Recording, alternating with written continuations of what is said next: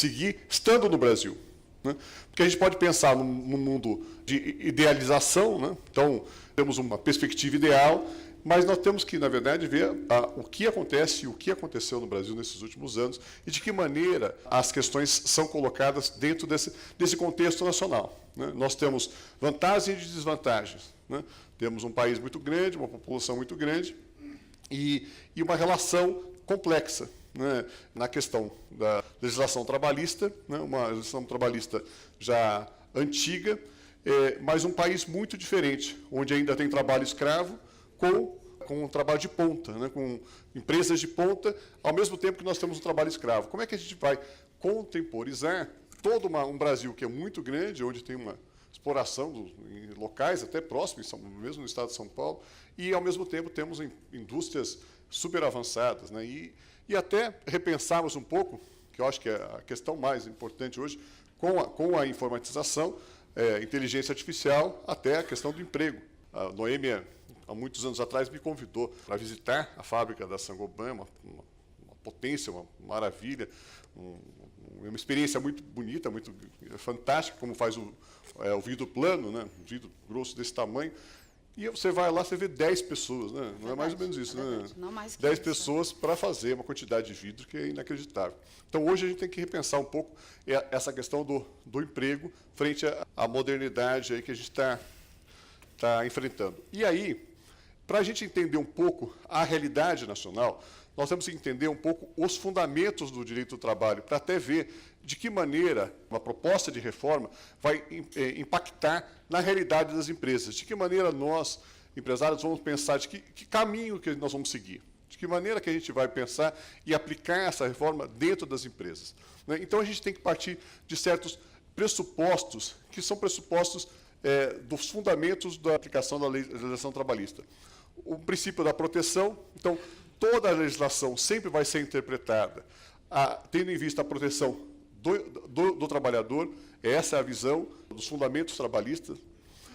O princípio da irrenunciabilidade, então, que é fundamental, então, o trabalhador não pode renunciar a direitos, né? Então, essa é um dos fundamentos também importantes para que a gente reflita sobre como aplicar a legislação trabalhista, a nova legislação trabalhista, que não pode renunciar a nada, né? O princípio da continuidade, então, contrato de trabalho é um contrato de trabalho contínuo, então ele tem uma permanência, uma perenidade dentro das relações, e como é que a gente vai aplicar isso no tempo, né? Como é que a gente vai aplicar nesses contratos que já existentes, né? E a outra questão é o princípio da primazia da realidade. Sempre vai ser aplicada a legislação dentro da realidade que nós vivemos, né? Tem uma questão que é interessante, que ficou discutindo muito, de um lado e de outro, contras e a favor, a questão da terceirização, né? Que não faz parte da reforma, mas é uma reforma anterior, importante, mudou uma série de coisas, mas não transformou o empregado em terceirizado, né? Essa realidade que é importante que a gente tenha em mente. Ela não transforma o empregado num terceiro, né? O empregado é empregado, ele continua sendo empregado.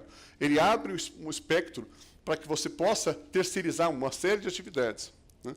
Mas isso não significa que transformou o empregado num PJ ou num terceiro dentro da empresa. Então, isso que a gente precisava ver, a questão da realidade é extremamente importante.